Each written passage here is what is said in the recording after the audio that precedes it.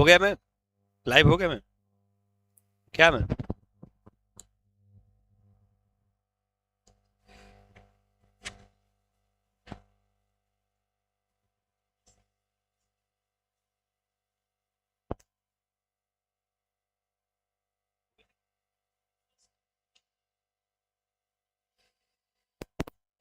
चलिए भाई, the smart vision classes में आप लोगों का हार्दिक स्वागत और अभिनंदन है। चलिए, डॉन जी गुड आफ्टरनून भाई, good afternoon. Sandeep ji good afternoon. 12:30 बजे लिखा है, बट 1 बजे शुरू होगा। नहीं भाई, पहले भी शुरू हो जाएगा। ठीक है, टेक्निकल चीजें हैं, 10-5 मिनट लग जाता है स्टार्ट करने में। ठीक, चलिए स्टार्ट करते हैं आगे। हम लोग जो प्रश्नों की श्रृंखला, उस प्रश्नों की श्रृंखला में 30 से अंत तक की आगे स्टार्ट करते हैं। मैं मुंह हट गया ऊपर देखिए। चलिए भाई, पहला प्रश्न देखते हैं।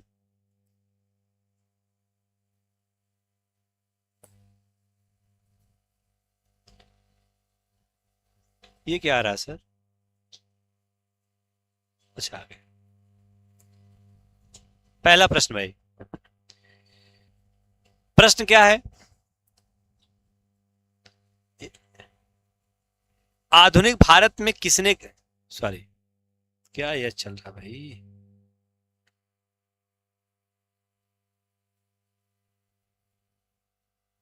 आधुनिक भारत में किसने पहला प्राथमिक शिक्षा के विधेयक का प्रारूप तैयार कर इसे प्रस्तुत किया? बहुत अच्छा प्रश्न है, लेवल भी इसका अच्छा खासा है।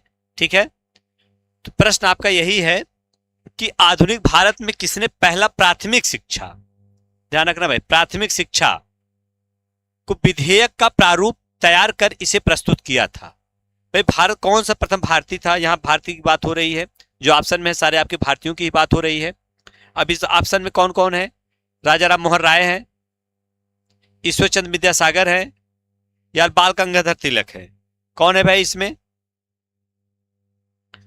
प्रश्न आपका क्या है भाई यहां पे कि आधुनिक भारत में किसने पहला प्राथमिक शिक्षा के विधेयक का प्रारूप तैयार कर इसे प्रस्तुत किया था?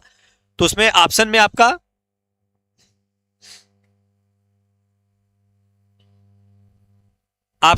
क्या है? राजा राम मोहन राय, ईश्वर चंद्र विद्यासागर,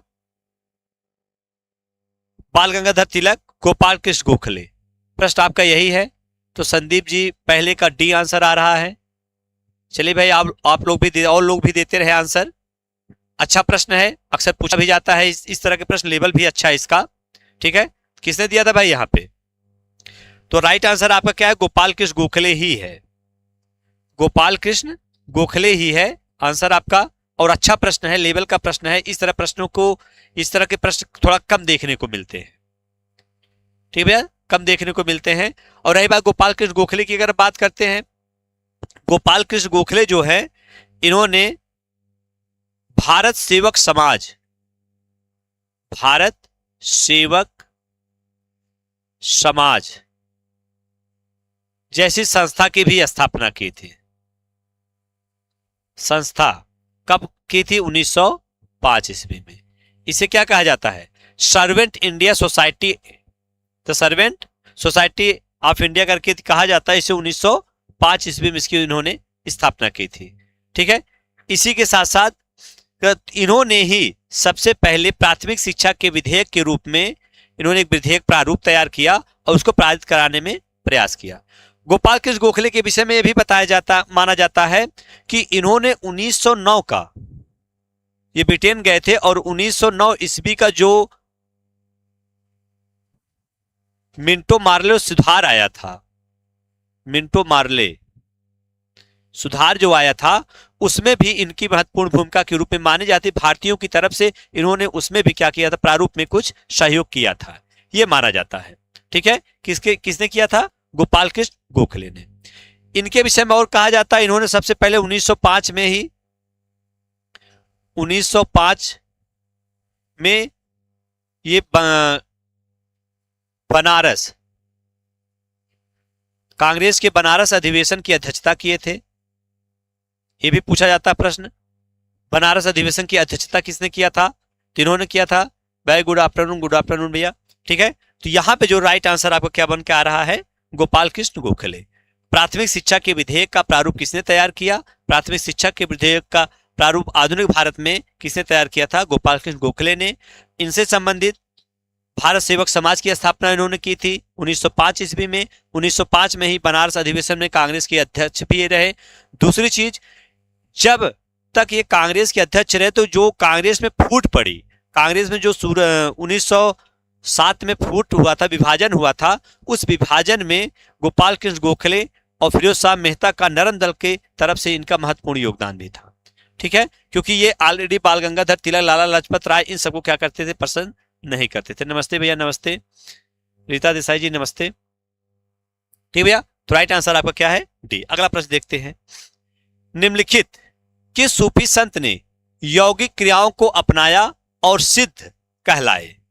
भाई इनमें से कौन से ऐसे सूफी संत हैं जिन्होंने यौगिक क्रियाओं को अपनाया और उनको सिद्ध कहा गया? उनको और एक नाम से जाना जाता है, महबूब ए इलाही। क्या कहा जाता है? एक और नाम आता है महबूब ए इलाही।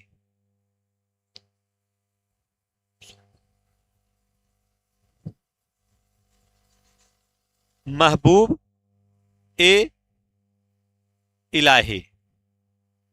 महबूब ए इलाही नाम से इनको महबूब ए इलाही भी कहा जाता है। दूसरी चीज, इनके विषय में माना जाता है लगभग 7 सुल्तानों से अधिक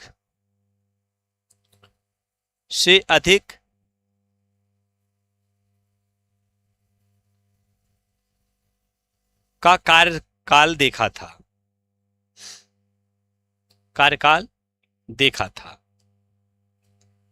यह कौन थे? इनके विषय में अगर अब इतना हिंट मिल ही गया तो राइट आंसर आपका क्या हो सकता है? यहां पे निजामुद्दीन औलिया अगर होंगे तो निजामुद्दीन औलिया ही थे क्या आपके यहां पे राइट आंसर। ठीक है, निजामुद्दीन औलिया ही राइट आंसर है। ठीक भैया, चलिए अगला प्रश्न देखते हैं। देखिए, कुछ चीजें जो आपको एक्स्ट्रा मिल रहे हैं उसको तो थोड़ा विशेष ध्यान रखिए। जरूरी नहीं सेम सेम हो वही प्रश्न आए, जरूरी नहीं है, लेकिन उनसे जोड़कर जो प्रश्न और पूछे जा सकते हैं, जो महत्वपूर्ण चीजें हैं, उसका भी क्या है, उसको भी आपको ध्यान में रख के चलना होगा। ठीक, चलिए अगला प्रश्न देखते हैं भाई।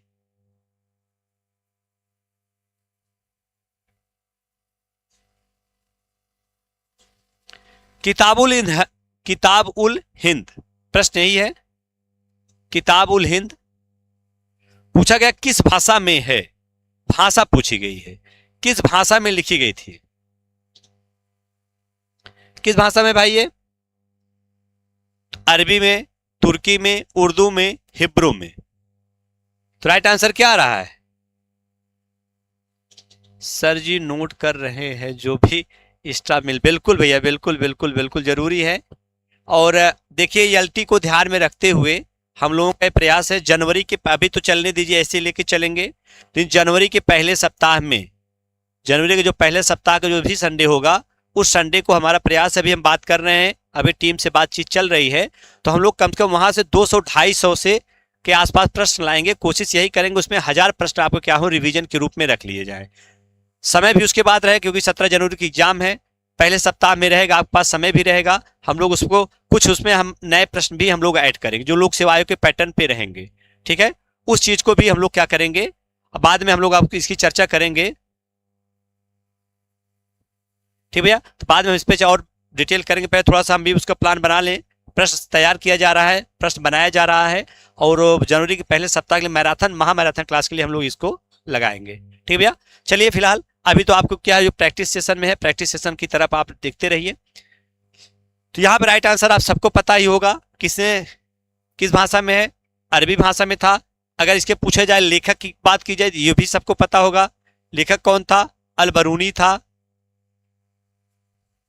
अगर यहां से प्रश्न उठ जाता है भैया, अगर यहां से एक प्रश्न उठ गया कि भाई ये बताइए कि इसका अंग्रेजी में किसने अनुवाद किया था, अगर पूछा जाए इसका अंग्रेजी में किसने अनुवाद किया था और हिंदी में किसने अनुवाद किया था, अगर दोनों प्रश्न पूछा जाए तब आप क्या बता सकते हैं भाई? इसका अगर अनुवाद और अच्छा अनुवाद, ये भी पूछा जाता है भाई कैसा अनुवाद था, तो अंग्रेजी में इसका अनुवाद, उसके बाद फिर क्या कहते हैं हिंदी में इसका अच्छा अनुवाद जो मान सर्वमान्य माना गया, किसने किया था भाई? ये अक्सर प्रश्न पूछे भी जाते हैं और अच्छे प्रश्न भी हैं। अब उसी के साथ साथ हम इन चीजों को जानने के साथ है ये भी जाने भाई इसको किसने अनुवाद किसने किया था? तो क्या नाम है? सचाऊ, एडवर्ड सचाऊ। बिल्कुल बिल्कुल बिल्कुल, एडवर्ड सचाऊ ने ही किया था। किसने किया था? अगर कहा जाए अंग्रेजी भाषा में, अंग्रेजी भाषा में किसने किया था भाई? एडवर्ड सचाऊ ने। सचाऊ।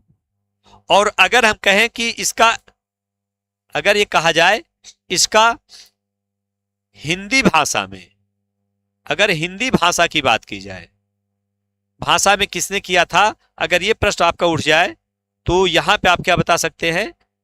कह सकते हैं रजनीकांत शर्मा।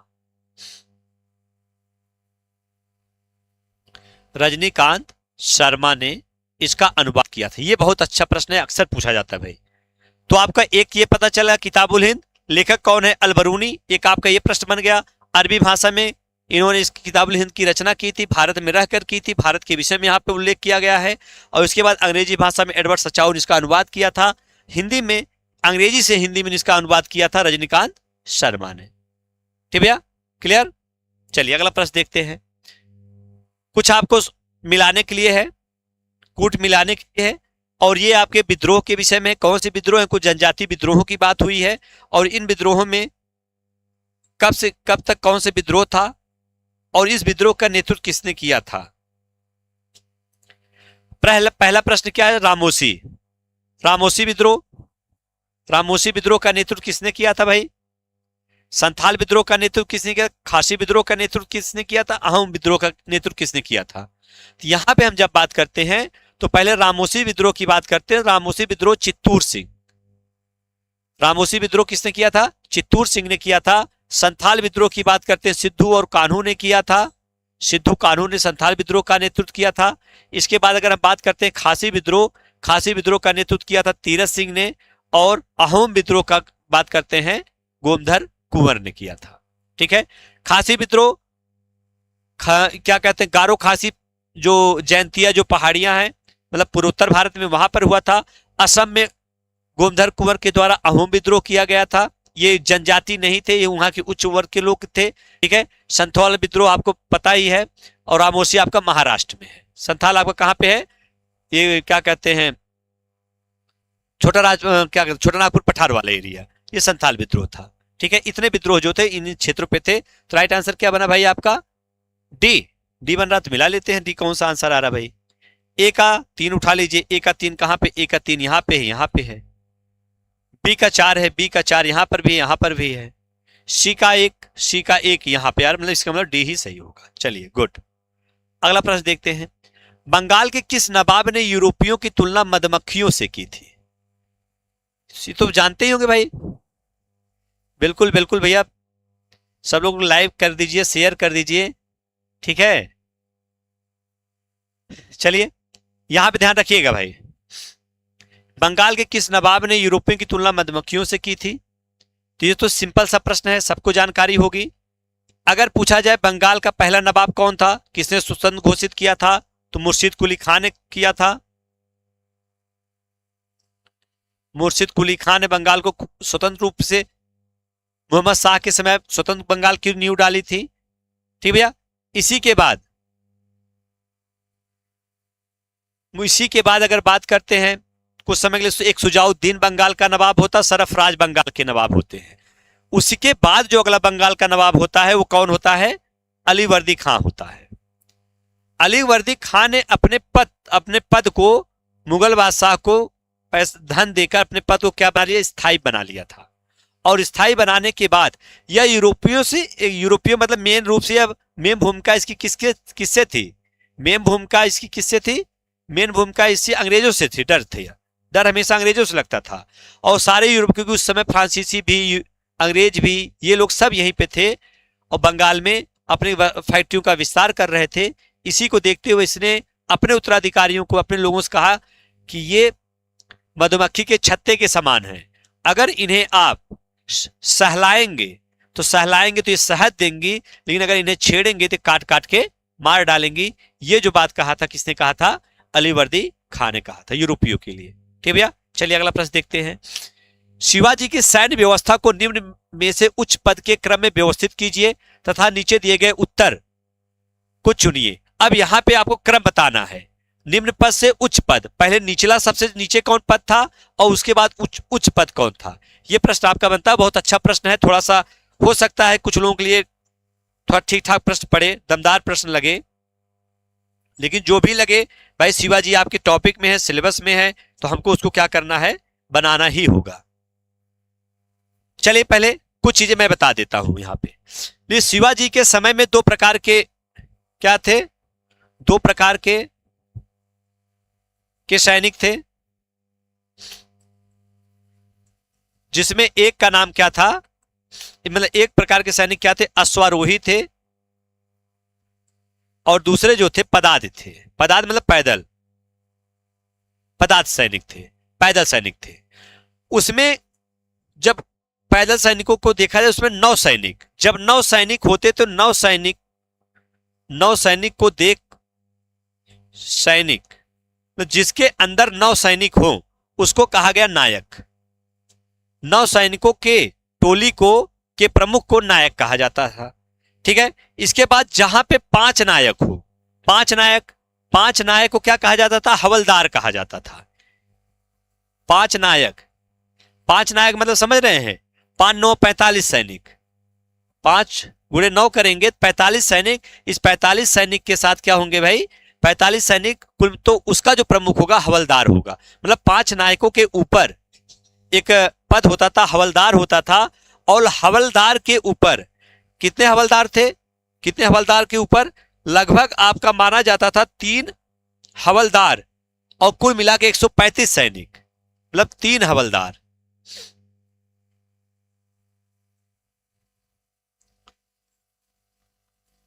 135 सैनिक के प्रमुख को जमादार कहा जाता था। और उसके बाद फिर जमादार से ऊपर कौन जाता था, जमादार से पूछर ऊपर जो था लगभग 10 जमादार होते थे। कौन होते थे, 10 जमादार, 10 जमादार, इनको कहा जाता, एक हजारी पद कहा जाता था। ठीक है, तो क्रम आपको एक बात ध्यान में रख लेना है, क्या क्रम हो सकता है। पहले क्या था, कुल 9 सैनिक जब होंगे उसका जो प्रमुख होगा उसको नायक कहते थे। ठीक है, उसके बाद 5 नायक को कहा जाता था हवलदार, जिसके ऊपर मतलब 5 नायकों के ऊपर जो प्रमुख था हवलदार था। और इस हवलदार, कितने हवलदार, लगभग 3 हवलदार, कुल मिला के 135 सैनिक के ऊपर जमादार होता था, और यहाँ पे 10 जमादार के ऊपर एक हजारी होता था। ये आपके क्रम बना हुआ है। ठीक भैया, क्रम ये बना हुआ है, यही क्रम आपका पूछा गया है। तो आप सबसे निचले से आगे बढ़ेंगे तो पहले पे आपका ये होगा, लास्ट में आपका ये होगा, इसी के बीच में आपकी पूरी कहानी है। तो 3 स्टार्ट ये होगा, उसके बाद फिर 3 के बाद कौन होगा, 2 आता है, और फिर उसके बाद कौन आता है, फिर 1 आएगा, फिर आपका 4 आएगा। तो राइट आंसर आपका क्या बनेगा, डी ही बनेगा भाई। क्लियर हुआ, कंफ्यूजन तो नहीं, किसी को कंफ्यूजन हो आप उस पर क्या है लिख सकते हैं, उसको क्लियर किया जाएगा। ठीक भैया, चलिए अगला प्रश्न देखते हैं। निम्नलिखित में से किस ब्रिटिश रेजिडेंट की रिपोर्ट पर फरवरी 1856 में अवध का विलय हुआ। ये तो सिंपल सा प्रश्न है, इसमें सब बता सकते हैं। Colonel Richmond, colonel Outram, sir WH Sleeman, captain Shakespeare.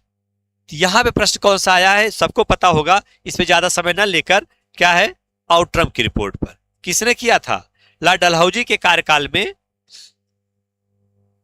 Lord Dalhousie ने अवध का विलय कर लिया था, अवध का विलय किया है। और किया किस आधार पर, कुप्रशासन के आधार पर, कुप्रशासन के आधार पर अवध का विलय कर लिया था। भैया गुड आफ्टरनून जी, गुड आफ्टरनून शोभिका जी। ठीक भैया, क्लियर हुआ। चलिए अगला प्रश्न देखते हैं, इसमें ज्यादा समय न लिया जाए। देखिए प्रश्न क्या है, उसी मां की कोख, भारत माता की बात कर रहा है, से पैदा होना चाहते हैं और उसी इरादे के लिए फिर से मरना चाहते हैं जब तक कि उनका उद्देश्य पूर्ण रूप से सफल न हो जाए। यह कथन किसका है। अच्छा प्रश्न है, किसने किया, कहा यह कथन, भाई किसका कथन है यह। अच्छा प्रश्न है, और ये भी भाई अगर देखा जाए दमदार प्रश्न में आता है, अच्छे प्रश्नों में कुछ कथन जो होते हैं थोड़ा सा कंफ्यूजन में करते हैं आपको।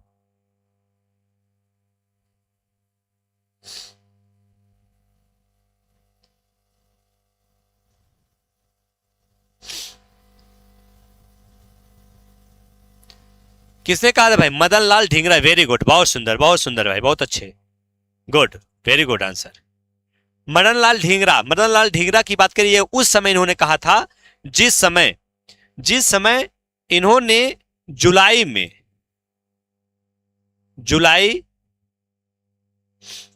1909 ईस्वी में करजन वायली की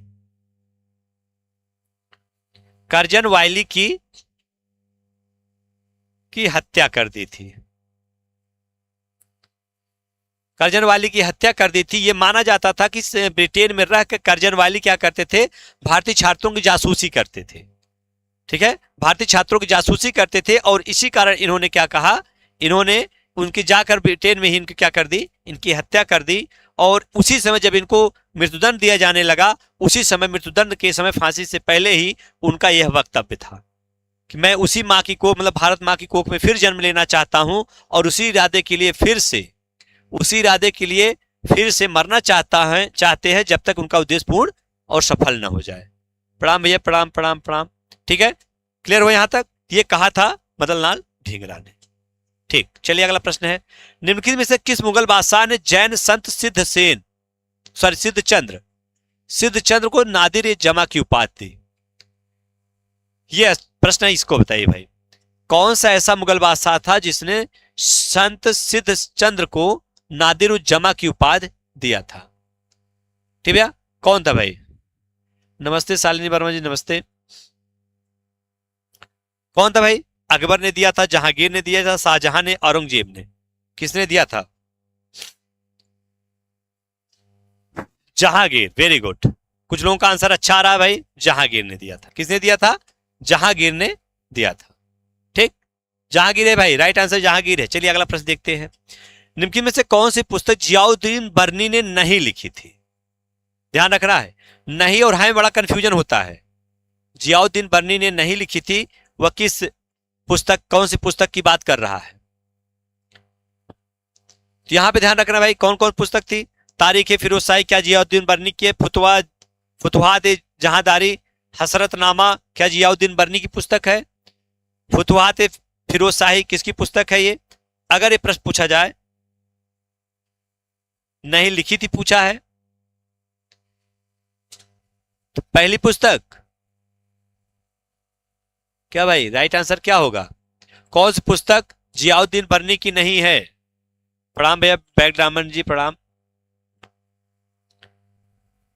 जी सर, डी। जी सर, डी। कुछ लोगों का डी आ रहा भाई, कुछ लोगों का। चलिए, तो हमारा भी पक्ष क्या है? डी की ही तरफ जाएगा, डी की तरफ हमारा भी पक्ष जाएगा। कारण क्या है? अगर पूछा जाए, अगर इसने ये तीनों पुस्तक बर्नी की है, हो सकता है कि आप लोग कुछ पुस्तक जानते हो, कुछ पुस्तक न जानते हो। जैसे कुछ लोगों को हसरतनामा पे कंफ्यूजन होगी, ये भी बर्नी की ही पुस्तक थी। फुतुहात जहांदारी तो चर्चा में थी ही, तारीख फिरोज शाही भी चर्चा में रहती है। लेकिन अगर बात किया जाए फुतुहात फिरोज शाही की, अगर बात करते हैं तो फुतुहात फिरोज शाही फिरोज शाह तुगलक की आत्मकथा है। फिरोज शाह की आत्मकथा है भाई ये, इतना तो ध्यान रखना पड़े, कंफ्यूजन बहुत होती है इसमें, नजदीक ही केवल है इसमें। ठीक है, लेकिन इसकी क्या है, ये आत्मकथा है, तो राइट आंसर आपका क्या होगा यहाँ पे? डी ही होगा। चलिए अगला प्रश्न है, देखिए कुछ आप लोगों को इन्फॉर्मेशन है। इन्फॉर्मेशन ये है कि हिस्ट्री की प्रतिष्ठा बैच आपका स्टार्ट कर दिया गया है, थ्योरी के लिए स्टार्ट किया गया है। ठीक है, तो हाँ आपको ये पीजीटी की है, ये पीजीटी और जीआईसी के लिए बात हो रही है। तो आपका टोटल अमाउंट आपका देखिए लिखा गया, सारी चीजें यहाँ पे दी गई हैं। जो भी इच्छुक विद्यार्थी हैं ऐप पे जाके इसको परचेज कर सकते हैं और थ्योरी की क्लास क्या है वहां पे आप ले सकते हैं। ठीक भैया, यहाँ पे दूसरी चीज, कोई भी अगर आपको समस्या आ रही तो आपका ये जो संपर्क नंबर है, इस संपर्क नंबर पे आप संपर्क कर सकते हैं, संपर्क इस नंबर पे आप कांटेक्ट कर सकते हैं। कोई भी आपको समस्या है उस चीज को आप यहाँ पे हल निकल सकता है। ठीक है, चलिए अगला प्रश्न की तरफ चलते हैं। फिरोज शाह मेहता ने 1913 ईस्वी में फिरोज शाह मेहता ने 1913 ईस्वी में बॉम्बे क्रॉनिकल का प्रकाशन किया। इसका प्रकाशन प्रारंभ किया, सही बात है, फिरोज शाह मेहता ने ही किया था। ठीक है, इस प्रकाशन के संपादक कौन थे भाई? पहले इसके संपादक कौन थे इस प्रकाशन के? कौन थे भाई? अरविंद घोष थे, वारिंद घोष थे, बीजी हार्निमन थे, बीजी तिलक थे। कौन थे भाई ये? बीजी हार्निमन, बिल्कुल बिल्कुल, बहुत अच्छे भाई, सी ही सही है। बीजी हार्मिन ही क्या थे? इसके संपादक थे, बिल्कुल बिल्कुल। चलिए अगला प्रश्न है, भारत छोड़ो आंदोलन के दौरान सर्वाधिक लंबी अवधि की समानांतर सरकार स्थापित हुई। सबसे लंबे समय तक समानांतर सरकार कहां पर स्थापित हुई थी भारत छोड़ो आंदोलन के दौरान? तो बलिया में, तामलुक में, सतारा में, उपरोक्त में से कोई नहीं। कहां पे हुई थी भाई? सतारा में हुई थी, सतारा में हुई थी और लगभग 1945 तक ही चली। 1945 तक ये चली थी और इसके वाईवी चौहान उसका नेतृत्व किए थे। नाना पाटिल ने उसका सहयोग प्रतिनिधि के रूप में थे।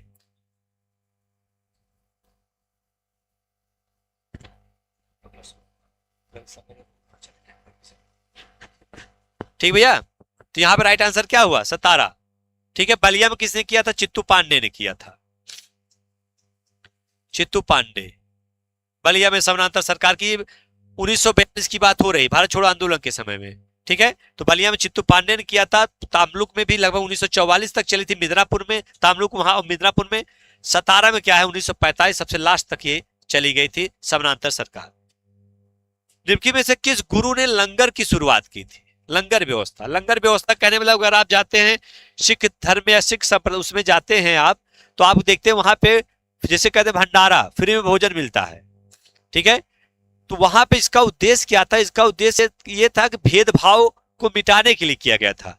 किसी भी जात का, किसी धर्म का, कोई संप्रदाय का कोई भी व्यक्ति जो है उस लंगर में जाके भोजन कर सकता था। सहयोग करे, स्वयं अपना बर्तन साफ करे, स्वयं उसमें थाली रखे, सारी चीजें व्यवस्थित कर दे। और इसको किसने शुरू किया था?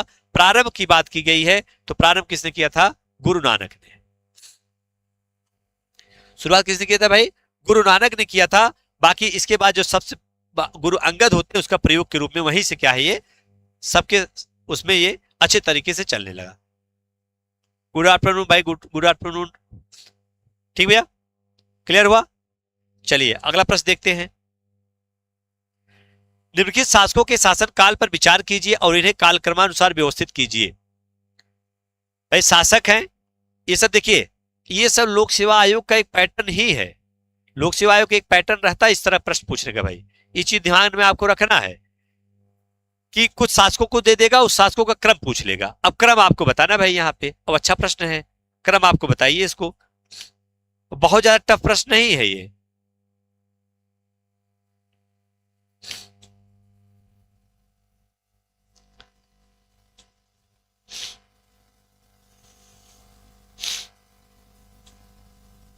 कौन कौन था भाई? पहले कौन होगा?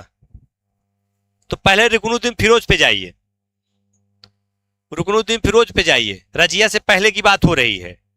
रजिया से पहले रुकनुद्दीन फिरोज था, उस रजिया के बाद बहराम शाह था। रुकनुद्दीन फिरोज के बाद फिर उसके बाद किसके पास आप जाएंगे? बहराम शाह। रुकनुद्दीन फिरोज के बाद फिर बहराम शाह शासक हुआ। ठीक है, इसके बाद एक नाम आता है अलाउद्दीन मसूद शाह। मसूद शाह, इसको अलाउद्दीन कहते हैं, अलाउद्दीन मसूद शाह पूरा नाम था इसका।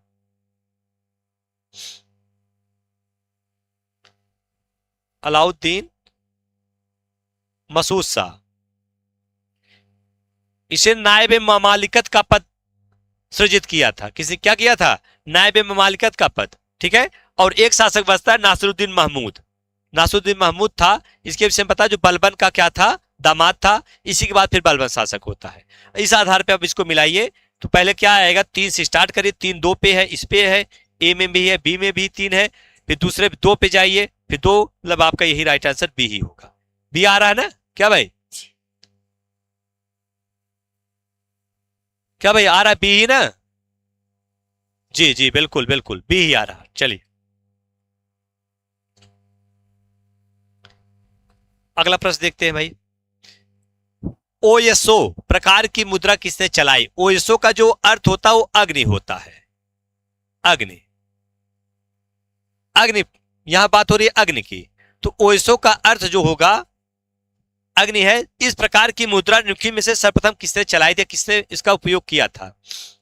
बिम कटफिशस ने, कुजुल कटफिशस ने, वासुदेव ने या कनिष्क ने? किसने ओएसओ नामक मुद्रा को स्टार्ट किया था भाई? आज स्क्रीन पर बहुत छोटा दिख रहा है। अरे भाई दिख तो रहा है प्रभु, अरे काहे इतना छोटा कर दे रहे हो? सबको तो दिख रहा है, आप भी ध्यान दो।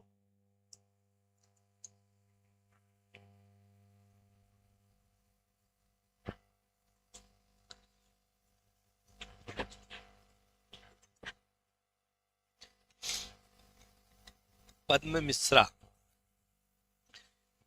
15 का डी, कुछ लोगों का बी आ रहा है, कुछ लोगों का ए आ रहा है, शालिनी वर्मा का सी आ रहा है। अच्छा, जितने लोग उतनी बातें, ठीक है, जितने लोग उतनी बातें, ठीक है। चलिए ध्यान रखिएगा, ये आंसर किसने दिया था, मतलब इसको किसने शुरू किया था? कनिष्क ने। राइट आंसर डी ही है भाई, कनिष्क ने इसको प्रारंभ किया था। और कनिष्क जो था, कनिष्क ने स्वर्ण और तांबे की मुद्रा, तांबे की सर्वाधिक मुद्रा अपने वंश में चलाया था। मुद्रा, ठीक है, अपने वंश पे चलाया था। क्या कंफ्यूजन है, क्या कंफ्यूजन है भाई? ठीक है, यहाँ कनिष्क ने स्वर्ण और तांबे की मुद्रा सर्वाधिक अपने उस पे वंश पे चलाया हुआ था। अब यहां पे ध्यान में रखना है, एक आप लोग पढ़े होंगे, जो लोग 2021 का टीजीटी का एग्जाम दिए होंगे या प्रश्न पत्र को साबित होंगे, उसमें एक शब्द आता है सुर्ख कोतल। पूछा गया था सुर्ख कोतल में अग्नि मंदिर का, मतलब अग्नि मंदिर का साक्ष्य कहां मिलता है? अग्नि मंदिर का साक्ष्य कहां पर मिलता है, ये प्रश्न पूछा गया, अगर आपको थोड़ा सा ध्यान होगा। अरे कोई बात नहीं, कोई बात नहीं, कोई बात नहीं, ठीक है। तो सुर्ख कोतल में अग्नि मंदिर का साक्ष्य का उल्लेख मिलता है। सुर्ख कोतल अफगानिस्तान क्षेत्र में है। वही एरिया जो गंधार का एरिया था, वो एरिया किसका था? वो कनिष्क का एरिया था भाई। कनिष्क की एक राजधानी और दूसरी मथुरा थी, तो वहां पे था। यहीं पर भी इसने अग्नि मंदिर का भी, मतलब अग्नि का भी मंदिर भी बनवाया था। ये जो मिलता है इसी के द्वारा बनाया माना जाता है, माना यही जाता है कि कनिष्क के द्वारा ही रहा होगा, क्योंकि उसी को वहां पर विस्तार था उस समय। रबात तक अभिलेख भी वहीं प्राप्त होता कनिष्क का, ठीक है। तो ये अग्नि मंदिर के वहां साक्ष्य मिलते हैं। तो इसी प्रकार की वहां अग्नि ओएसओ मतलब मुद्रा भी प्राप्त होती है। तो देवी देवताओं की बहुत सारी मुद्रा भी वहां पर प्राप्त होती थी। अगर आप लोग 2021 का अगर प्रश्न सॉल्व किए होंगे या पेपर दिए होंगे तो, ठीक है, उसमें अगर आप देखे होंगे तो आपको आइडिया मिलेगा, ये शब्द आपको वहां मिला होगा अग्नि मंदिर का, ठीक है। तो राइट आंसर आपका क्या है इसके अकॉर्डिंग? डी ही होगा। चलिए, किस गुप्त शासकों के सिक्कों पर चाम धारणी का अंकन है? चाम धारणी क्या है? यक्ष एवं यक्षणियों की मूर्ति का अंकन है। यक्ष एवं यक्षणियों की मूर्ति का अंकन किसकी मुद्राओं पर या क्या है यहाँ पे प्राप्त होता भाई? गुड आफ्टरनून, गुड आफ्टरनून भाई खुशबू जी, गुड आफ्टरनून, ठीक है। यक्ष एवं यक्षणियों की किस गुप्त शासक के सिक्कों पर मतलब ये प्राप्त होता है, मुद्रा पे प्राप्त होता है? अच्छा प्रश्न है, इसका आंसर दीजिए फटाफट।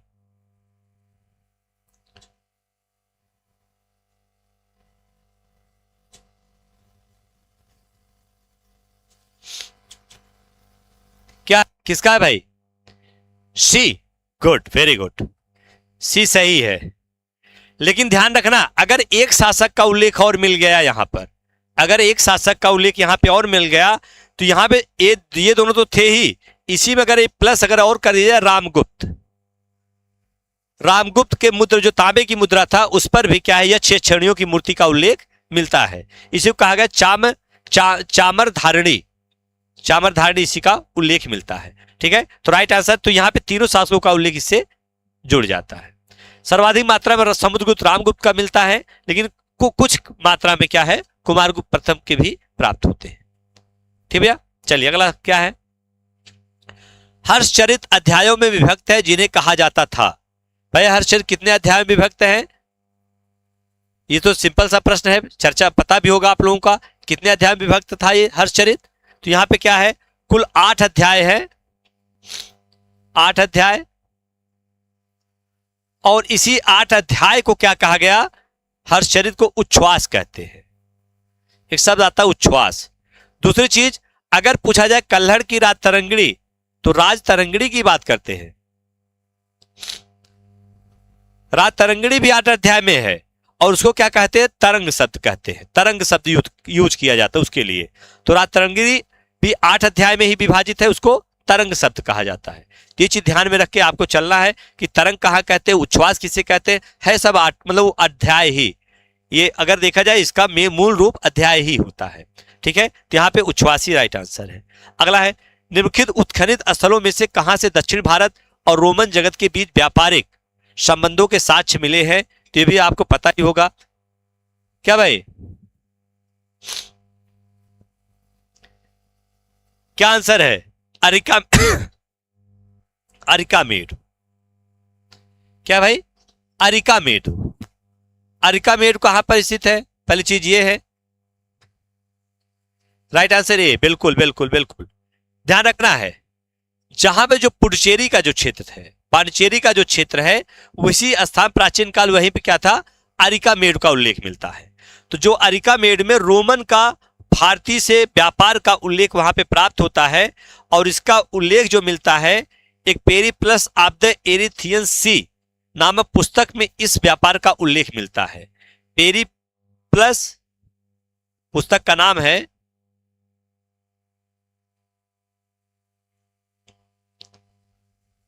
ऑफ द एरिथ्रियन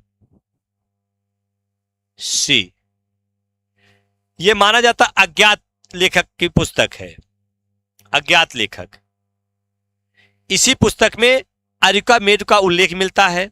ठीक भैया, अरिकामेड का उल्लेख मिलता है, और इसी के साथ साथ अरिकामेड को जो पुडुचेरी का जो क्षेत्र था वहां के मतलब पांडिचेरी का जो क्षेत्र था वहां के स्थल का उल्लेख मिलता है। और इसी के साथ साथ कुछ रोमन वस्तुएं का यहाँ पे तस्तरी, बर्तन, शराब के प्याले, उसी में एक नाम आता है एम्फोरा जार। एम्फोरा जार जो 2 हत्थे वाला होता है, 2 हत्थे वाला था। और ये जो प्राप्त हुआ था, ये माना कुछ लोगों ने तेल का उपयोग किया जाता, तेल निकाला जाता था, कुछ लोग मानते थे शराब का एक प्याला था। ठीक है, तो इसका तो ये पूछा जाता है एम्फोरा जार कहां से प्राप्त होता है? ये सब रोमन वस्तुएं हैं, रोमन प्रकार की वस्तुएं हैं। ठीक भैया, तो ये चीजें क्या है, वहां से सारी चीजें प्राप्त हो गई थी। ठीक है, तो ये क्या है, अरिकामेड का यहाँ मेन चीज जो रोमन व्यापारिक संबंध का उल्लेख करता है अरिकामेड से। क्लियर? चलिए, प्रथम शताब्दी ईस्वी की बात हो रही है। पूर्वी भारत में विक्रमशिला महाविहार बौद्ध धर्म के किस संप्रदाय का प्रधान केंद्र था? वह किस संप्रदाय का प्रधान केंद्र था? वैभाषिक का था, वैज्ञानवाद का था, वज्रयान का था, शून्यवाद का था? किसका था? विक्रमशिला। विक्रमशिला महाविहार की स्थापना किसने करवाया था? पाल वंश के शासक धर्मपाल ने करवाया था। तो ये मुख्य रूप से किससे संबंधित था? बौद्धों की वज्रयान शाखा से संबंधित था, और वज्रयान शाखा की संबंधित शिक्षा दीक्षा यहां पर होती थी। ठीक भैया, क्लियर हुआ? आगे बढ़े। सिंधु पर आरंभिक अरब आक्रमण के समय वहां का शासक कौन था? जब अरबों का भारत पर आक्रमण हुआ, सिंध पर आक्रमण हुआ, तो सिंध का उस समय शासक कौन था? दाहिर था, जुनैद था, चच था, जयसिंह था? कौन था? कौन था? दाहिर। बिल्कुल बिल्कुल बिल्कुल। सिंध के शासक कौन था उस समय? दाहिर ही था। इसका उल्लेख कहां मिलता है? इसका जो उल्लेख मिलता है चचनामा में मिलता है। अरबों का सिंध पर आक्रमण का जो उल्लेख मिलता पुस्तक है चचनामा, उसके भी अज्ञात लेखक माने जाते हैं। कौन से लेखक थे? वो भी अज्ञात लेखक में ही माने जाते हैं। ठीक भैया, तो राइट आंसर का क्या है? दाहिर ही है। तो मोहम्मद बिन कासिम ने सबसे पहले सिंध को जीता था। जीतने के बाद दाहिर की राजधानी अरोर पर उसने अधिकार कर लिया था। ठीक है, वहां पर इसने क्या किया? अधिकार कर लिया था।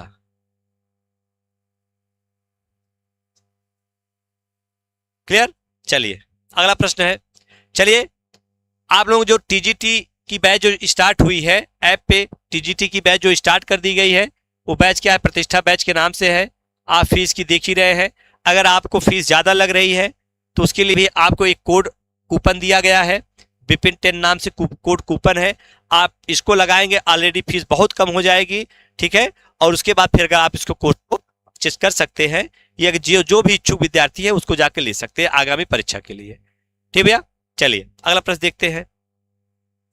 भारत में लेखों और चित्रों युक्त सिक्कों का प्रचलन निम्न में से करवाया। सबसे पहले किसी लेख रूप में या चित्र पर, उस पर चित्राकृत का जो सिक्का था, भारत में सबसे पहले किसने प्रारंभ किया था? जिसको कहते द्विभाषिक भी चित्र, उसमें लेख थे, द्विभाषिक लेख भी थे। कौन थे भाई? द्विभाषिक, द्विभाषिक लेख ये भी स्टार्ट हुए थे। किसने शुरू किया था? तो क्या है भाई? मौर्य द्वारा, इंडोसिथियन द्वारा, इंडो ग्रीक द्वारा, कुषाणों द्वारा। किसके द्वारा किया गया था? हिंद यूनानियों के द्वारा। किसके द्वारा भाई? हिंद यूनानियों के द्वारा।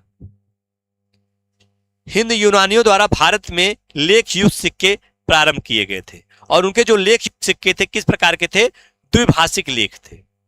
कौन थे भाई? द्विभाषिक लेख थे। बाद में कनिष्क ने इस प्रकार के सिक्कों को समाप्त कर दिया, द्विभाषिक सिक्के को क्या किया था? समाप्त कर दिया था। जो द्विभाषिक लेख थे प्राकृत भाषा में खरोष्टी और आर्मेयिक प्रकार के क्या थे? लिखे जाते थे खरोष्टी भाषा में, ठीक है। तो यहां पे क्या है? मौर्यों द्वारा, इंडो द्वारा, सिद्धों, इंडो ग्रीक द्वारा ही किए गए थे। हिंद यूनानी, हिंद यूनानी मतलब इंडो ग्रीक, आपका इंडो ग्रीक। क्लियर भैया? Right answer C. चलिए अगला प्रश्न है, निम्नलिखित हड़प्पन स्थलों में से कौन स्थल प्रारंभिक हड़प्पन चरणों से संबंधित नहीं है? मतलब प्रारंभिक जो हड़प्पा स्थल था, प्रारंभिक चीज जो था, वहां पे कौन सा ऐसा स्थल है जो संबंधित नहीं है? कौन सा नहीं भाई? राखीगढ़ी नहीं है, धौलावीरा नहीं है, कुड़ाल नहीं है, या हुलास नहीं है? कौन सा नहीं है? जो अच्छा प्रश्न है।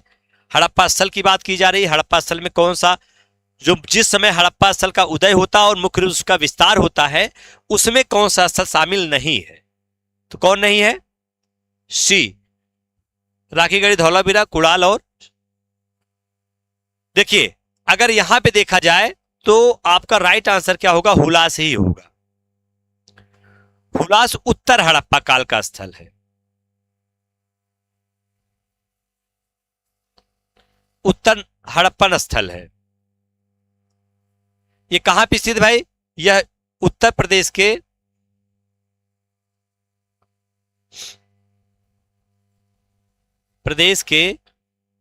सहारनपुर जिले में स्थित है।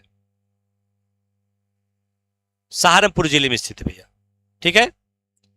तो राइट आंसर क्या है? आपका डी ही होगा यहां, क्योंकि कुड़ाल इसके पहले ही यहां से, पहले के साक्ष्य यहां से प्राप्त होते, कुड़ाल से भी। क्लियर भैया? तो कंफ्यूज बहुत मत होइएगा। तो राइट आंसर आपका डी ही हुआ। चलिए अगला है, मृदभांड खंड पर नर्तकी का उत्खनन किस स्थल से प्राप्त हुआ है? एक मृदभांड मिला, मृदभांड मतलब मिट्टी के बर्तन मिला है, उस पे एक नर्तकी के चित्र का उल्लेख मिलता है। वो नर्तिका का चित्र जो मिलता है वो हूबहू लगता है कि मोहनजोदड़ो के किस तरह जो नृत्य करती हुई युवती का चित्र मिलता है, उसी तरह क्या है उस पर मृदभांड की आकृति मिलता है। प्रश्न आपका वही है। तो यहां आंसर क्या होगा भाई? इसका बताइए।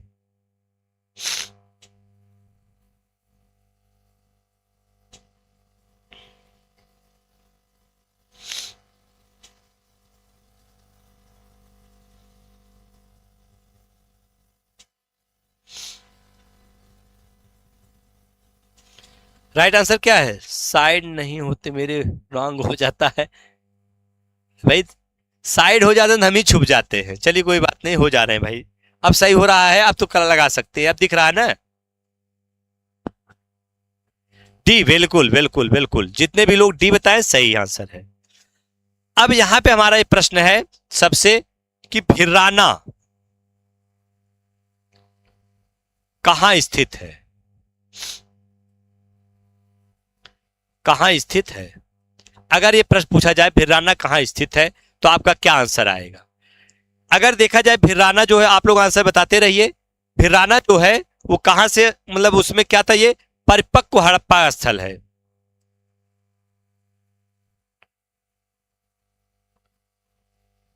हड़प्पन स्थल है ये।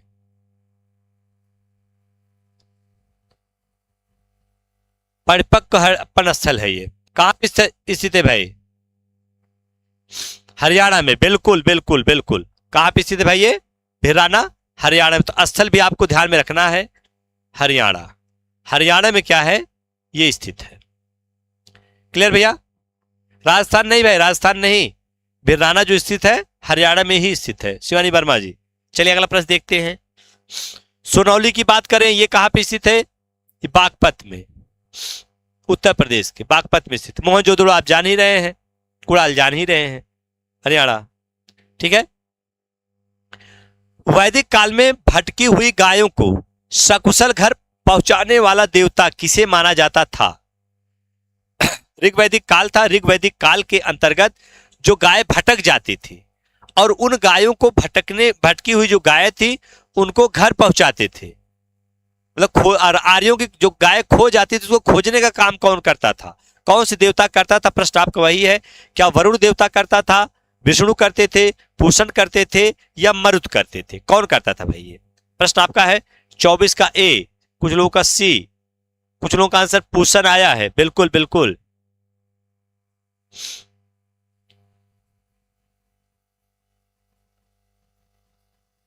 क्या है भाई ये?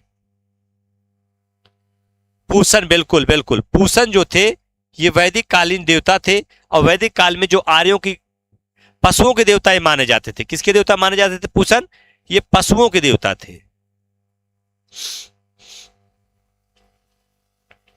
पशुओं के देवता थे। और ये जो देवता थे ये क्या कहते हैं, इनका प्रतीक के रूप में बकरा दिखाया जाता है, बकरी के ऊपर बैठे उनको दिखाया जाता है। ठीक है। तो राइट आंसर आपका क्या भाई? तो यहां पे पूषण ही सही होगा। चलिए अगला देखते हैं। मुगल प्रशासन में सावनिह निगार शब्द का क्या अर्थ है? सावनिह निगार शब्द का क्या अर्थ है? शब्दावलियां है, शब्दावली से प्रश्न पूछा गया भाई, क्या अर्थ है यहां पर? जागीरदारों पर नियंत्रण, मजदूरों पर नियंत्रण, व्यापारियों पर नियंत्रण, सूदखोरों पर नियंत्रण। इसका आंसर दीजिए भाई।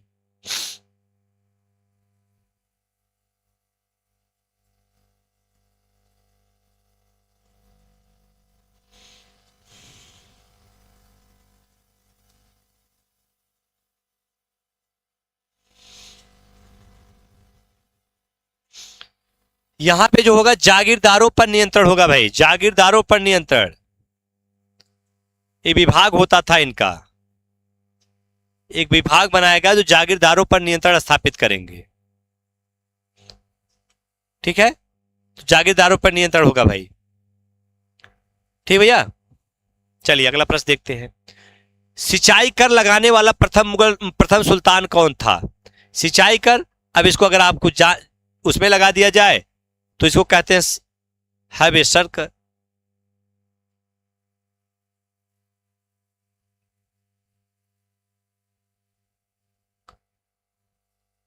किसे लगाया था इसको पता ही होगा सबको, इसकी चर्चा लोगों ने कई बार कर दिया है।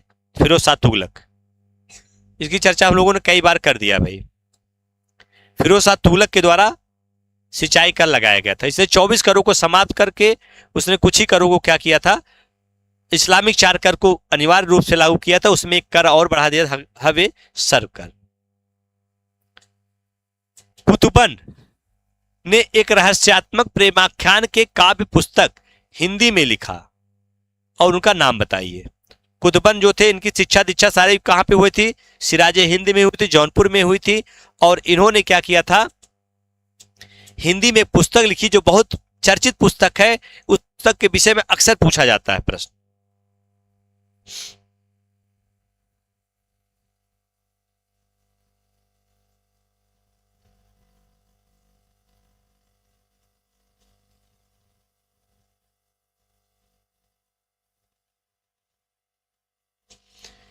क्या भाई? मृगावती, मृगावती ही सही है, बिल्कुल।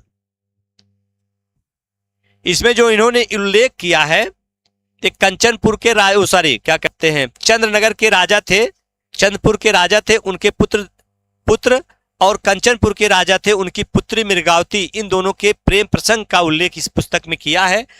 ठीक है, और इसलिए क्या है, यह प्रेमाख्यान है, इसीलिए क्या है, रहस्यात्मक प्रेमाख्यान की काव्य पुस्तक है।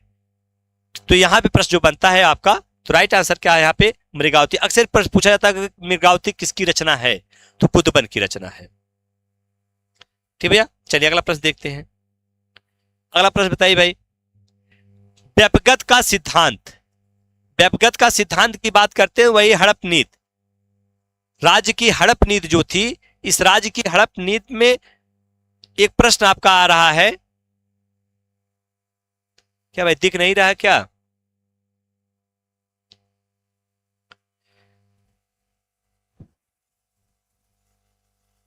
राज्य की जो हड़प नीति है, इस राज्य की हड़प नीति में व्यपगत का सिद्धांत 1852 में लागू, किस स्थल पर सबसे पहले 1852 में किस पे लागू किया गया था, प्रश्न आपका यही पूछा गया है।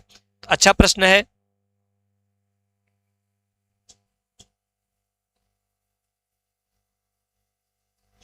कौन कौन सा भाई, राइट आंसर क्या बन रहा है, बी, बिल्कुल बिल्कुल।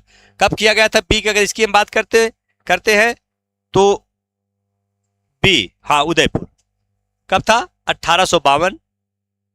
सबसे पहले कब लगाया गया था अगर ये पूछा जाए तो सतारा में डलहौजी ने किया था 1848 ईस्वी में। इसके बाद जैतपुर और संभल में 1849 ईस्वी में। फिर इसके बाद अगला प्रश्न ये आपका आया ही है, एक और नाम आता, क्या आता है, उदयपुर। हाँ बिल्कुल बिल्कुल, उदयपुर नहीं उदयपुर है, बिल्कुल बिल्कुल उदयपुर ही है भाई। उसके बाद बघाट है, क्या है, बघाट, बघाट है, 1850 ईस्वी है। इसको आप उदयपुर जो लिखा है इसको उदयपुर लिखिएगा, उदयपुर पूछा जाता है, उदयपुर नहीं, ध्यान में रखना, पता लगा वर्ण न हो जाए बाद में भाई। ठीक है, यहां जो भी है, लेकिन कम से कम आगे एग्जाम में अगर इस तरह कंफ्यूज मत होइएगा। ठीक है, उसके बाद बघाट हो गया। इसके बाद फिर बघाट में कब था, 52 में था। झांसी की अगर हम बात करते हैं 1853 ईस्वी में था। और एक और किस पे लगाया था, एक और मुख्य रूप से नाम मिलता है, क्या है, 1854 में लगाया था, किस पर, नागपुर में, नागपुर 1854। इन राज्यों को क्या किया था, डलहौजी ने अपने राज्य में मिला लिया था। ये क्रम पूछता भाई, कभी कभी क्रम पूछता है, ध्यान रखिएगा भाई। ठीक भैया, अक्सर ये प्रश्न पूछता है, क्रम पूछ लेता है, इस चीज दिमाग में आपको रखना। चलिए अगला प्रश्न देखते हैं। नासिक के डिस्ट्रिक्ट मजिस्ट्रेट ए जैक्सन को गोली मारने के लिए किसे मृत्युदंड दिया गया था? भाई इनमें से कौन ऐसा व्यक्ति था जिसने नासिक के मजिस्ट्रेट जैक्सन को गोली मार दिया था, बाद में उसको क्या किया गया था, उसको फांसी भी दे दिया गया था। किसने दिया था भाई?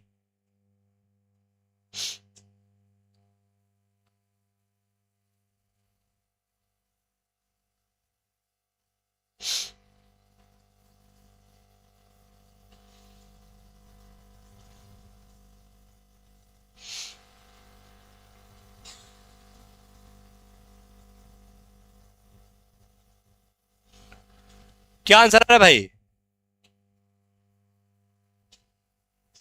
डी, बिल्कुल बिल्कुल बिल्कुल, डी ही सही है। बहुत बहुत अच्छे, बहुत अच्छे। लक्ष्मण, अनंत लक्ष्मण कन्हारे, अनंत लक्ष्मण कन्हारे ने 1909 ईस्वी में रात के समय जो नासिक के डिस्ट्रिक्ट मजिस्ट्रेट थे जैक्सन पर उनको गोली मार दी थी। इसमें कुछ लोग बंदी बनाए गए थे, जिसमें एक नाम था लक्ष्मण कन्हारे थे और जीवी कर्वे थे। और उसके बाद एक और नाम आता है जो महत्वपूर्ण रूप से उन्होंने पूरी इसकी भूमिका बनाई थी, और कौन थे वो? विनायक देश पांडे थे। तो जीवी कर्वे और विनायक देश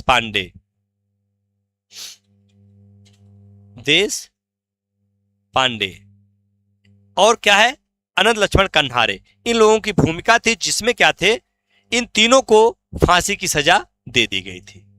ठीक है, तो मुख्य रूप से राइट जो आंसर आपका आएगा यहाँ पे अनंत लक्ष्मण कन्हारे। अगला प्रश्न है, कूट मिलाने के लिए है, शासकों का क्रम दिया गया, सातवाहन शासकों का क्रम है। अब ये सातवाहन शासकों का क्रम है तो इसमें क्या क्या आंसर बन गया, वशिष्ठ पुत्र श्री पुलमावी, गौतमी पुत्र सातकर्णी, सातकर्णी प्रथम, शिमुख। तो आप सीधे उल्टा कर लेंगे तो उल्टे से आपका बन जाएगा DCBA, इस तरह आप बना लेंगे, राइट आंसर बन जाएगा। तो ये क्या था, ये तो संस्थापक ही था। इसके बाद अगर प्रमुख रूप से कोई शासक रहा होगा तो ये सातकर्णी था, सातकर्णी प्रथम था जिसने सातवाहनों की सत्ता को आगे बढ़ाया था। लेकिन फिर कुछ समय के लिए सातवाहन की सत्ता अंधकार युग में चली जाती है। उसके बाद गौतमीपुत्र सातकर्णी जब आता है तो फिर से उसकी प्रतिष्ठा को स्थापित किया, और उसके बाद क्या है, फिर उसका पुत्र जो था वशिष्ठ पुत्र पुलमावी जो था उसका अगला शासक बना। तो इस क्रम में अगर आप देखते हैं तो DCBA होना चाहिए, DCBA। तो राइट आंसर ए ही होगा, यही बनेगा भाई।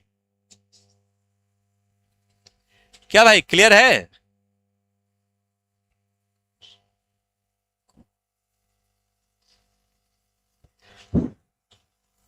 क्या रेट में नहीं समझ में आता भाई, क्या रेट में नहीं समझ आ रहा है?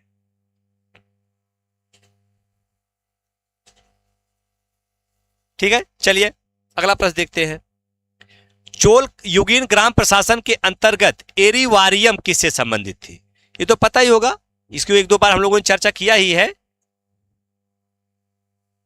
इसको ये सब चर्चा हम लोग कर ही चुके हैं, इसमें बहुत ज्यादा आपको कंफ्यूजन नहीं आनी चाहिए।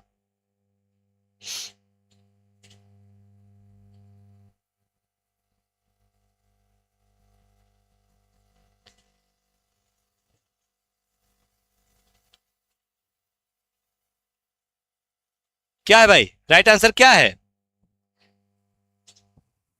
एरीवारियम किससे संबंधित है? तालाब समिति है भाई, उद्यान कौन लगा रहा है? तालाब समिति है। एरीवारियम किससे संबंधित है? तालाब समिति है। ठीक है, तोट्टवारियम किससे संबंधित है? यह है उद्यान समिति जो है तोट्टवारियम है।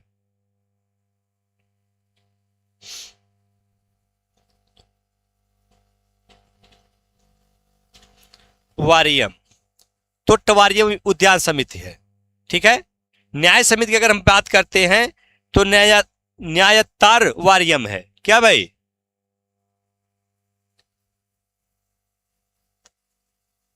वारियम न्याय समिति है। और स्वर्ण समिति की बात करते हैं, क्या है ये?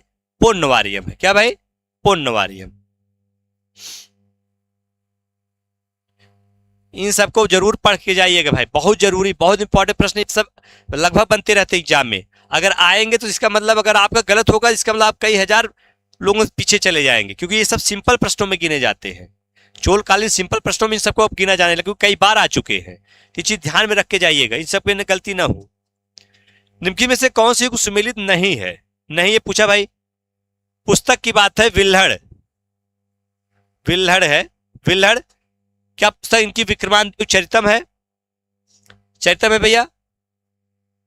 जयानक की बात करते हैं, क्या पृथ्वीराज विजय ने लिखा था उन्होंने? वाकपत ने गैडवहो लिखा था, भास ने अवंत सुंदरी कथा लिखा था। इसमें राइट आंसर कौन सा है? कौन सा भाई?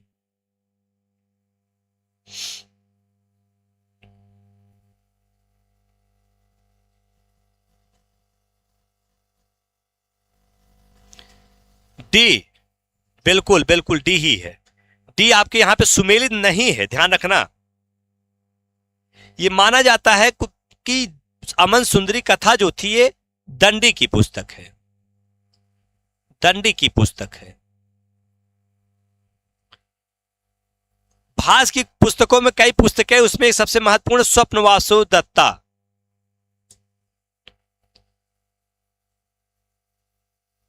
है, कई पुस्तकें। तो स्वप्न वासव दत्ता थोड़ा सा इनकी इंपॉर्टेंट पुस्तकों में इनको गिना जाता है। ठीक भैया? हाँ, जो लोग नए हो क्लास में उसको जरूर ज्वाइन कर लें। ठीक भैया? जो लोग मतलब जो नए हो उसको सब्सक्राइब कर लेंगे, चैनल सब्सक्राइब करेंगे, आपको वो मिलता रहेगा। ठीक है,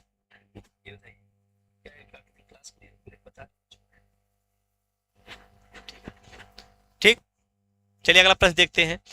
निम्न में सही सुमेलित नहीं है, पूछा, ये भी नहीं पूछा भाई, पूछा क्या सुमेलित नहीं है। अतारकिन दरवाजा क्या नागौर में स्थित है? हिंडोला महल मांडू में स्थित है? अदीना मस्जिद अहमदाबाद में स्थित है? अटाला मस्जिद जौनपुर में स्थित है? यहां नहीं बताना है, इसका मतलब 3 सही होगा 1 गलत होगा, 3 सही होगा 1 गलत होगा। क्या यहां पे सही भाई? इसका आंसर क्या बन सकता है? चलिए, राइट आंसर क्या होगा? अदीना मस्जिद अहमदाबाद। ये अहमदाबाद में ना होकर गुजरात में ही, कहां पर ये? पाटन में है, पाटन में, गुजरात के पाटन में है, अहमदाबाद में नहीं है। ठीक है, बाकी और सारे जो ऑप्शन आके राइट आंसर बन जा रहे हैं। हिंडोला महल मांडू में है, अतारकिन दरवाजा इसको इल्तुतमिश ने ही बनवाया था नागौर में।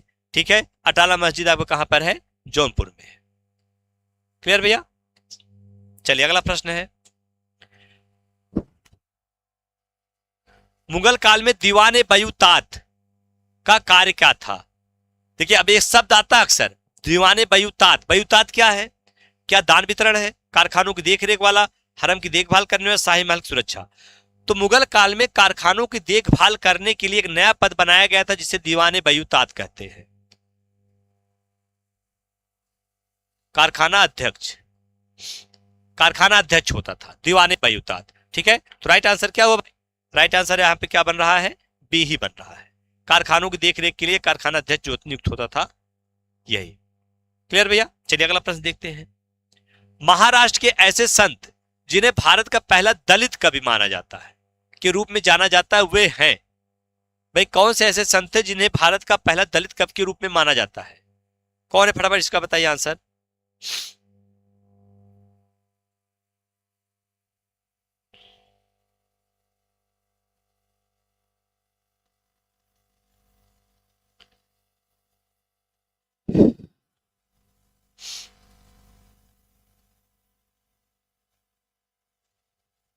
कौन थे भाई?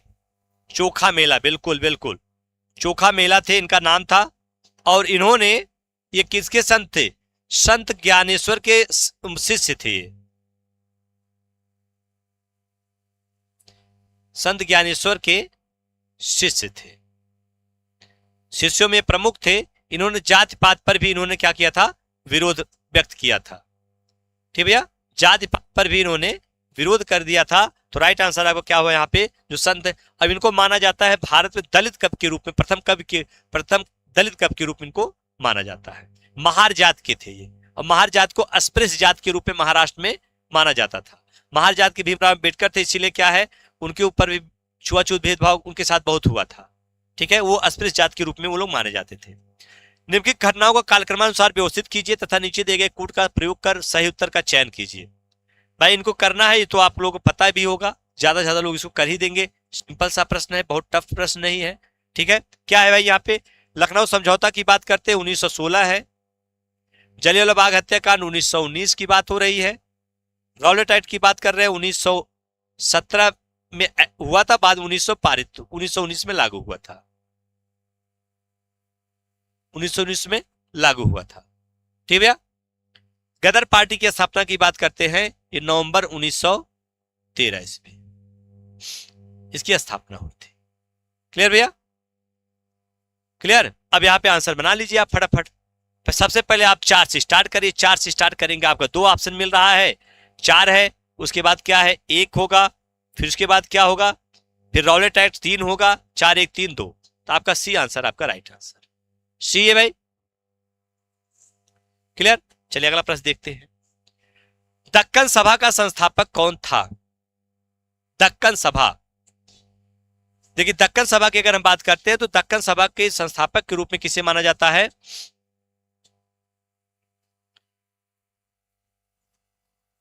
गोपाल कृष्ण गोखले। कौन था भाई दक्कन सभा का? गोपाल कृष्ण गोखले।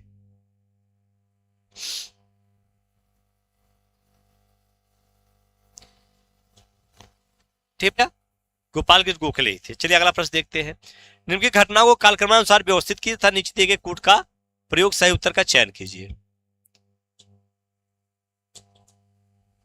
साइमन कमीशन, प्रथम गोलमेज सम्मेलन, क्रिप्स मिशन, सीआर फार्मूला। तो अगर सीआर फार्मूला की बात करते हैं 1944 हो गया, राजगोपालाचारी ने 1944 में किया था।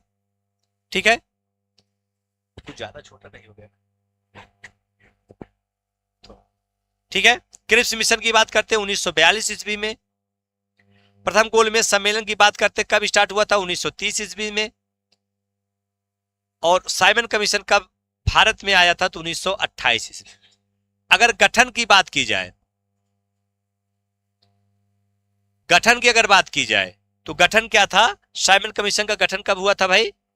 1927 में। लेकिन आया कब था भारत में? 1928 ईस्वी, मार्च 1928 में।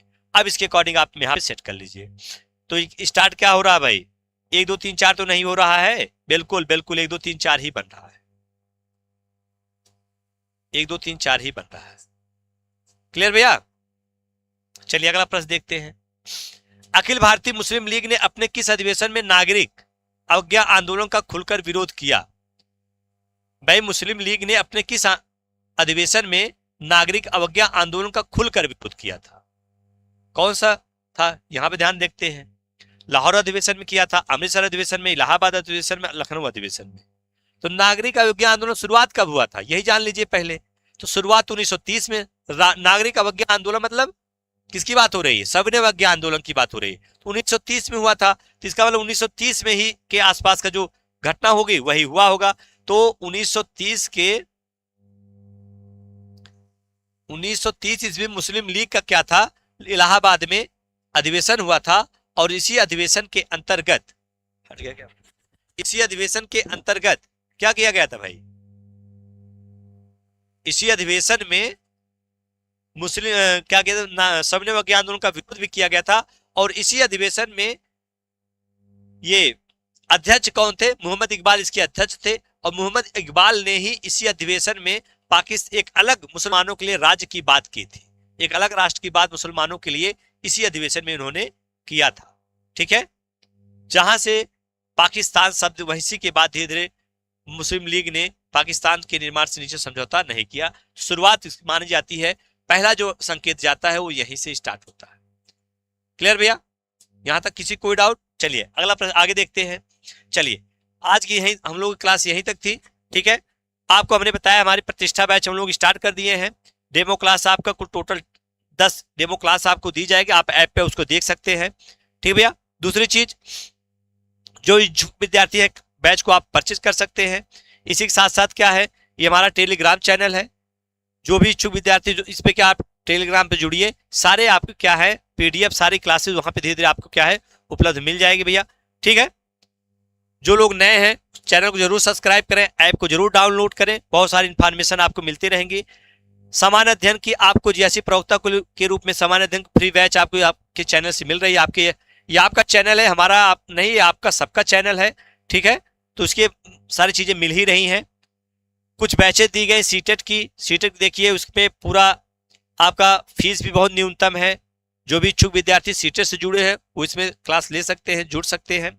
ठीक, इसी के साथ साथ क्या है, इंग्लिश की देखिए ईडब्ल्यूएस ईवीएस की देखिए, मैथ का, हिंदी का सारी बैच आपको क्या है यहाँ पे मिल रही है।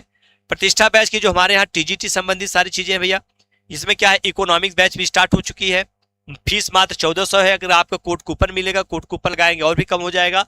ठीक है, उसी के साथ क्या है आपका ये देखिए सीडीपी के लिए है, साइंस के लिए है, सब क्लासेज आपको ऐप पे उपलब्ध है। हिस्ट्री ऑलरेडी देख ही रहे हैं, हिस्ट्री आपके चल ही रहा है। ठीक है, हिस्ट्री के डेली हम प्रैक्टिस सेशन लेकर आ ही रहे हैं टाइम पे। इसके बाद फिर आपका ये पॉलिटिकल साइंस के हैं, कुमार रवि सर है, पॉलिटिकल साइंस के हैं। और उसके बाद क्या है ये आपका प्रवक्ता और इसका टीजीटी दोनों बैच आपकी यहाँ पे चल रही है। इसी के साथ साथ राजवीर पांडे सर हैं और क्या कहते हैं ये ज्योग्राफी को लेकर आए हैं। पीजीटी और टीजीटी दोनों क्लासेज आपको अलग अलग उसमें मिल जाएंगी फॉर्मेट में। लवी मैम है जो आपको क्या है बायोलॉजी पढ़ाती हैं। बायोलॉजी की क्लास आपको उसमें पूरा सब कुछ जो भी बायोलॉजी से संबंधित बच्चे हैं क्लास को देखेंगे। हिस्ट्री की क्लास के पहले बायोलॉजी की क्लास चलती है। क्लास उनकी जो 10:30 से लगभग मान चलिए 12:30 के आसपास उनकी क्लास रहती है। आप क्लास ये सारी क्लासेज आपको क्या है उस पर उपलब्ध मिलेंगी। ठीक है, जो भी इच्छुक विद्यार्थी हैं। इसके साथ साथ देखिए कॉमर्स की मैम पढ़ा रही हैं, ऋचा मैम है, और उसके बाद है अरुण चौधरी सर है, इंग्लिश के मानव सर हैं, प्रशांत सर हैं। ये सब क्या है, आपको सारे बैचेज आपके हर सब्जेक्ट की आपको यहाँ पे उपलब्ध मिल रही हैं। ठीक भैया, इसी साथ साथ देखिए प्राइमरी से लेकर जूनियर के सारे बैचेज आपको यहाँ पे दिख रही है। एनसीईआरटी बैच हमारी पूरी टीम है, पूरे टीम के साथ हम लोग यहाँ पे एकजुट होकर सब वर्क चल रहा है। जो भी है आप ऐप पे जाएंगे, क्लास देखेंगे, अपने आप सारी चीजें मिल जाएंगी। ठीक है, इसी के साथ साथ आप लोगों का आपकी चैनल पे भरोसा आप बनाइए, भरोसा रखिए, आपको सारी क्लासेज मिलेंगी। और यही इसीलिए हमारे हमने चैनल का अपने कोड नेम ही बना दिया है, क्या है, भरोसे का प्रतीक। ठीक है, हम लोगों का कोड नेम ही यही बन गया, भरोसे का प्रतीक। इसी भरोसे के साथ आप भरोसा करेंगे, हम आपके भरोसे पर खरे उतरेंगे। हम भी आप पर भरोसा करके आए हैं। ठीक है, कि आप क्या है हमारे क्लास सेशन को आगे भी बढ़ाएंगे, प्यार देंगे, प्रेम देंगे हम लोगों को। ठीक है, हमारे पूरी टीम को देंगे, हमारे चैनल को देंगे, जिससे हम क्या है आपके साथ बेहतर से बेहतर करने का प्रयास करें, हमारा भी मनोबल बढ़े। ठीक, चलिए भैया आज की क्लास बस यही है। इसके साथ हम लोग फिर क्या है फिर मिलते हैं।